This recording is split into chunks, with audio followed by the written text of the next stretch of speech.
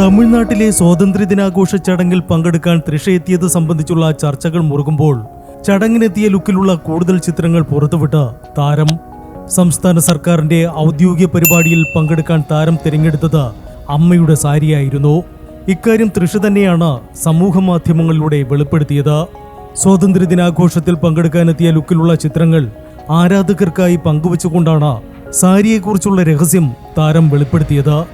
തുടർന്ന് തൃഷയുടെ ചിത്രങ്ങൾ സമൂഹ മാധ്യമങ്ങളിൽ വൈറലായി.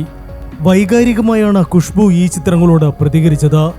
പ്രിയപ്പെട്ടവളെ, നിന്നെ പ്രണയിക്കാതിരിക്കാൻ നീ എനിക്കൊരു കാരണം പറഞ്ഞു തരൂ. അകത്തും പുറത്തും ഏറ്റവും സുന്ദരിയായ നീ എന്നായിരുന്നു ഖുഷ്ബുവിന്റെ കമന്റ്.